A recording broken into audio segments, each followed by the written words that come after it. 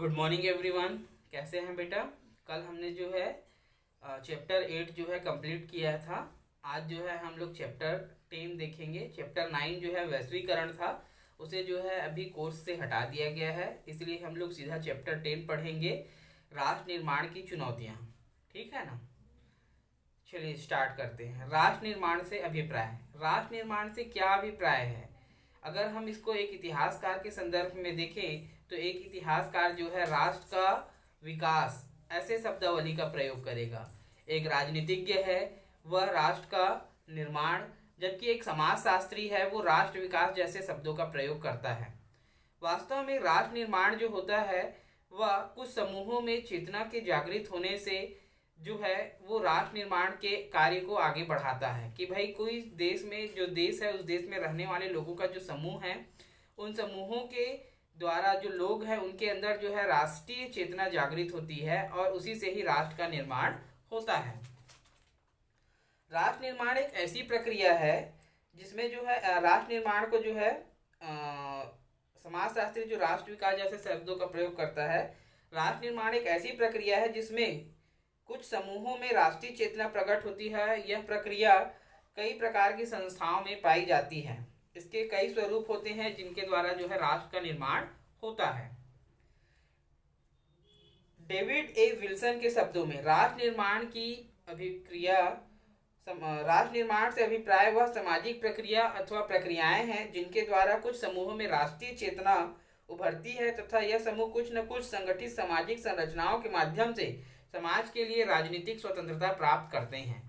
ठीक है, यहाँ पर राष्ट्र निर्माण से अभिप्राय एक ऐसे समूह या संगठन से है जिनमें राष्ट्रीय चेतना जागृत होती है और कुछ न कुछ संगठनों के माध्यम से वे क्या करते हैं कि समाज के लोगों के लिए राजनीतिक स्वतंत्रता प्राप्त करते हैं, जिससे राष्ट्र का निर्माण जो है आगे बढ़ता है।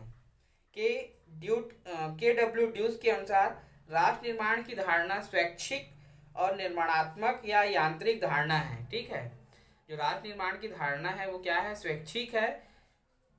कैसे?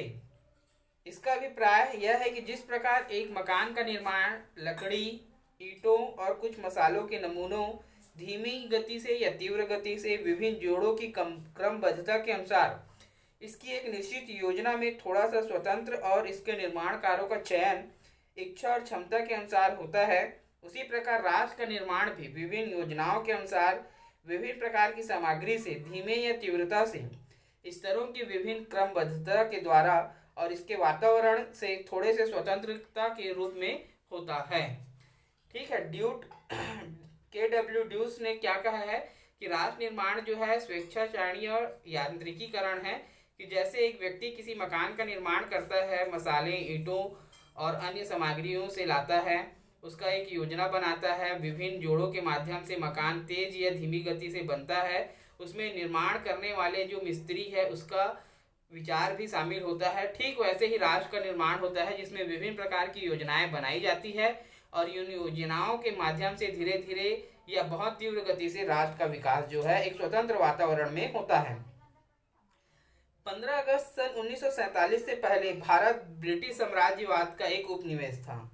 इससे मुक्ति के लिए राष्ट्रीय आंदोलन का एक लंबा दौर चला और अंततः एक स्वतंत्र देश के रूप में भारत का उदय हुआ। ये सबको पता है कि भारत ने लंबी गुलामी के बाद लगातार संघर्ष करते हुए 1947 में जो है अपनी स्वतंत्रता प्राप्त की और एक स्वतंत्र देश के रूप में सामने आया। इस आज़ादी के साथ विभाजन की भी पीड़ा झेलनी पड़ी।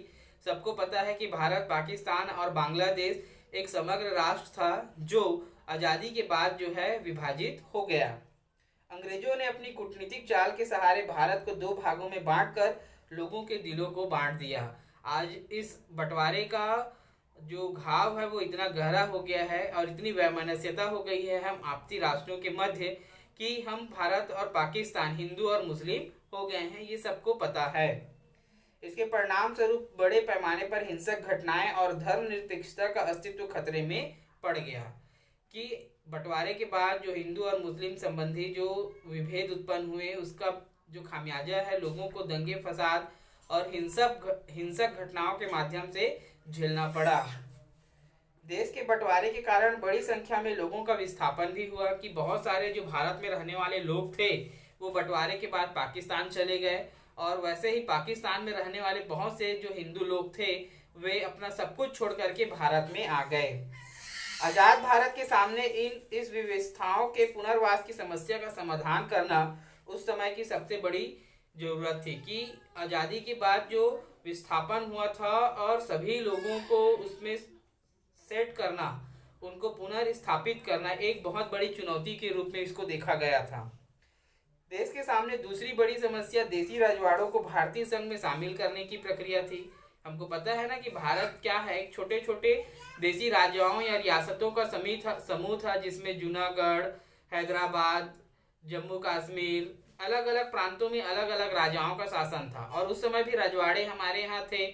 ठीक है, तो उनके लिए क्या था कि अब बंटवारा तो हो चुका था, लेकिन समस्या ये थी कि उन राजे राजवाड़ों को जो है अपने देश में शामिल करना या उनके जो राज्य का क्षेत्र है उसे भारत में विलय करना एक बहुत बड़ी समस्या या चुनौती के रूप में देखा जा रहा था, और उसके लिए धीरज से काम लेना था। इसके साथ जो है भाषा संबंधी विवाद कि हमने पढ़ा है कि एक तो राज्यों का गठन भाषाई आधार पर, दूसरा हिंदी विरोधी आंदोलन की हमारे यहाँ क्या थे कि एक अस्थिरता सी बात थी कि बहुत सारे प्रांतों में अलग अलग भाषा बोलने वाले, अलग अलग धर्म और संस्कृति के लोग रहते थे, तो इनके बीच जो है कैसा समन्वय स्थापित किया जाए। साथ ही साथ अलग अलग भाषा और अलग अलग धर्मों को मानने वाले लोगों के मन में भी ये डर था कि क्या हमारे यहाँ पर संस्कृति, भाषा और हित सुरक्षित रहेंगे अथवा नहीं रहेंगे। तो उन डरों को भी उनके मन से हटाना था ताकि जो है वो यहाँ पर सुरक्षित वातावरण में रह सके और उनके मन का जो डर है वो निकल सके। तो ये सब बहुत सारी चुनौती थी, और यही चुनौती जो है राष्ट्र निर्माण की चुनौती है, क्योंकि एक अच्छे राष्ट्र के निर्माण के लिए सभी लोगों के मन में डर और सभी लोगों को अपनी संस्कृति, भाषा की सुरक्षा प्राप्त होनी चाहिए, और जब ये सभी सही होता है तभी किसी राष्ट्र का जो है समुचित विकास हो पाता है। आजाद भारत को इन चुनौती का सामना करने के लिए बहुत धीरज से काम लेना पड़ा। इस अध्याय में नए राष्ट्र की चुनौतियां, विभाजन, विस्थापन, पुनर्वास, राजाओं का विलय, राज्यों का पुनर्गठन आदि मुद्दों पर जो है हम चर्चा करेंगे।